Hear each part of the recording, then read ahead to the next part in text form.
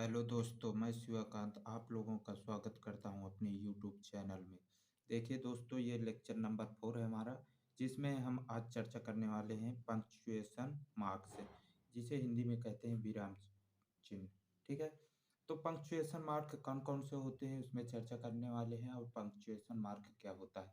कि देखियो, punctuation mark वो होता है, किसी भी बात को लिखते वक्त विराम चिन्ह का बहुत ही महत्वपूर्ण रोल होता है। विराम चिन्हों के माध्यम से वाक्य के प्रकार व ठहराव की जानकारी मिलती है। किसी के द्वारा कही गई बात को सिर्फ लिख देने से ये पता नहीं चलता है कि वह बात किस अंदाज में बोली गई है। विराम चिन्हों के माध्यम से ये पता चल जाता है कि वह वाक्य चौंकते हुए बोला गया है या फिर कुछ पूछा गया है या कुछ बताया गया है। आइए कुछ देखते हैं पंक्चुएशन मार्क कौन कौन से। देखिए, फुल स्टॉप हो गया जिसे कहते हैं पीरियड, इसका मार्क लगा हुआ है चिन्ह, जिसे हिंदी में हम बोलते हैं पूर्ण विराम। ठीक है, फिर दूसरा क्वेश्चन मार्क है, जिसे हम हिंदी में कहते हैं प्रश्नवाचक चिन्ह। तीसरा है एक्सक्लेमेशन मार्क, जिसे हम कहते हैं विस्मयादि बोधक। फिर चौथा है कॉमा, जिसे हम कहते हैं अल्प विराम। ठीक है, फिर पांचवा कोटेशन मार्क, जिसे हम कहते हैं इन्वर्टेड कामा या स्पीच मार्क। ठीक है दोस्तों, फिर छठवां है कॉलन।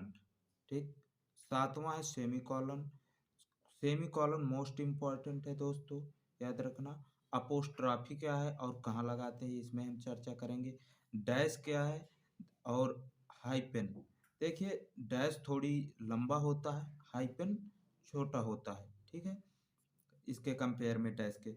और देखिए, और टॉपिक में बात करने वाले हैं how many one S R one apostrophe S. क्या हम इस तरह लिख सकते हैं वन एस अथवा वन अपोस्ट्रॉफी एस, या देखिए इन्वर्टेड कामा यानी डबल इन्वर्टेड कामा और सिंगल इन्वर्टेड कामा में क्या डिफरेंस है और कहाँ हम यूज करते हैं, इसमें चर्चा करेंगे। और हम कैपिटल में ए एम वर्सेस स्मॉल में ए एम, या कैपिटल में पी एम वर्सेस स्मॉल में पी एम, क्या हम ऐसे ये लिख सकते हैं, ये सही है गलत, इसमें चर्चा करेंगे। फिर एक हमारा सेंटेंस है he said comma double inverted comma I have a pen dot double inverted comma close.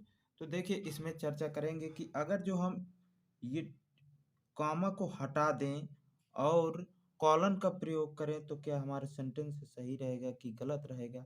या ये न कॉमा लगाएं न कॉलन लगाएं, दोनों न लगा करके सेंटेंस बनाएं तो क्या सही रहेगा कि गलत रहेगा। और यहाँ बात करेंगे कि डबल इन्वर्टेड कामा के पहले डॉट लगाएं तो सेंटेंस सही रहेगा कि गलत रहेगा, या डबल इन्वर्टेड कामा के बाद डॉट लगाएं तो क्या हमारा सेंटेंस सही रहेगा कि गलत रहेगा, इसमें चर्चा करेंगे। अब एक और सेंटेंस लिया हूँ, inverted comma A is my favourite letter. A मेरा फेवरेट लेटर है। ठीक है, फिर double inverted comma A is my favourite letter, क्या हम इस प्रकार से लिख सकते हैं, या हम ए इज माई फेवरेट लेटर क्या हम इस प्रकार से लिख सकते हैं। इनमें से देखेंगे कौन सही है कौन गलत है।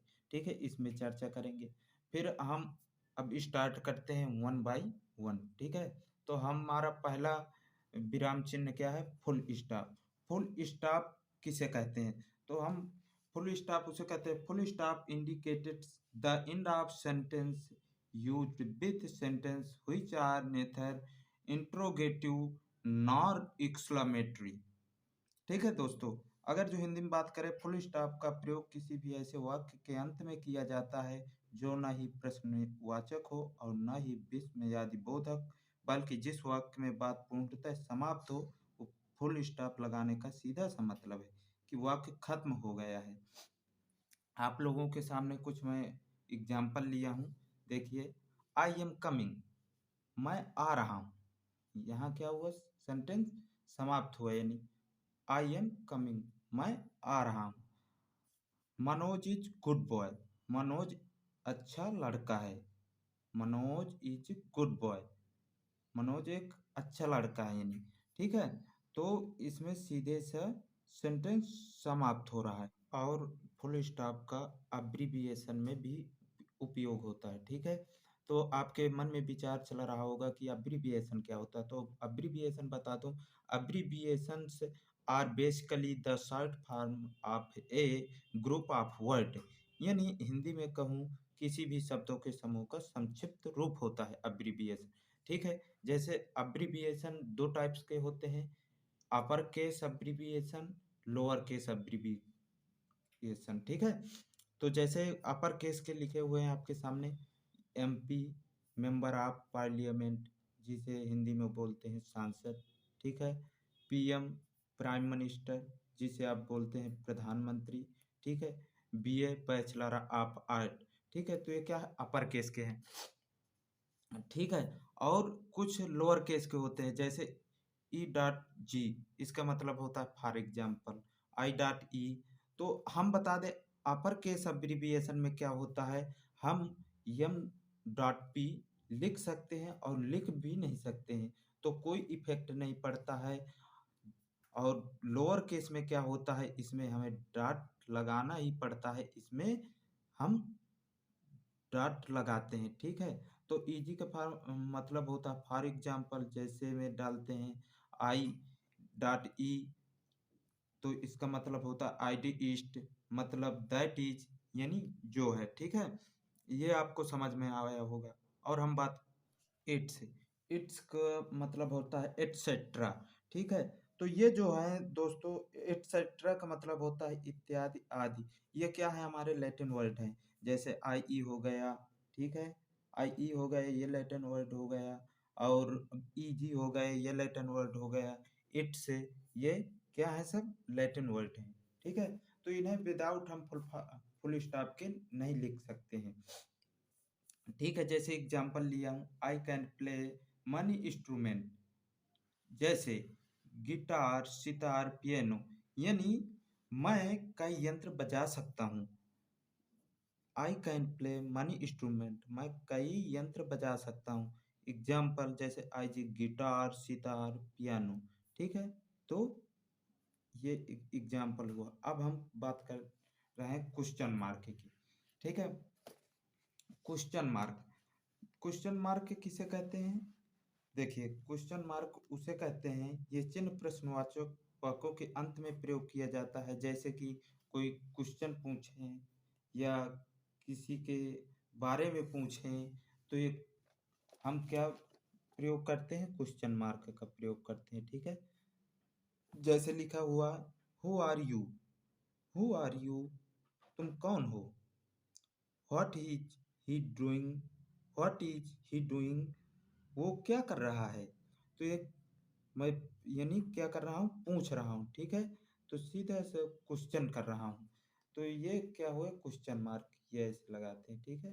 अब अब हम बात करेंगे एक्सक्लेमेशन मार्क, यानी विस्मयादि बोधक चिन्ह। विस्मयादि बोधक चिन्ह क्या होते हैं, ये चिन्ह ऐसे वाक्यों के अंत में प्रयोग किए जाते हैं जिनमें अचानक उत्पन्न हुई भावनाओं को व्यक्त किया जाए। अचानक किसी घटना से मन की भावनाओं का व्यक्त होना, जैसे खुशी या दुख प्रकट करना, हैरान होना, नाराजगी जाहिर करना, या और शाबाशी देना, दुआ देना आदि। जैसे एग्जाम्पल आपके सामने लिखे हुए हैं, सो स्वीट, आपने किसी बच्चे को देखा अचानक से, तो आपके अंदर एक जिज्ञासा उत्पन्न हुई, यानी प्यारा सा बंदा है, सो स्वीट, बहुत प्यारा है।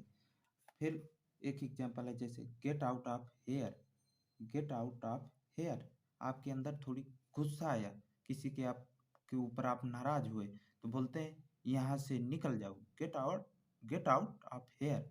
फिर तीसरा एग्जाम्पल है थैंक यू, जैसे आपका काम किसी ने बहुत अच्छे तरीके से किया, ठीक है, तो आप उसके ऊपर खुश होकर के बोलते हैं थैंक यू, ठीक। फिर चौथा एग्जाम्पल है वेल डन, वेल डन, किसी ने कोई अवार्ड वगैरह जीता, तो आप क्या बोलते हैं, वेल डन, यानी शाबाश, बहुत अच्छा। फिर देखिए रियली, एग्जाम्पल है रियली, सच में, आपके अंदर एक जिज्ञासा उत्पन्न हुई, रियली, सच में ऐसा हो सकता है, सच में ऐसा? गॉड ब्लेस यू, भगवान आपको आशीर्वाद दे। थैंक्स ए लॉट, बहुत बहुत धन्यवाद। ठीक, थैंक्स ए लॉट, बहुत बहुत धन्यवाद। व्हाट ए न्यूज, आप खुश होकर के पूछते हैं क्या खबर है।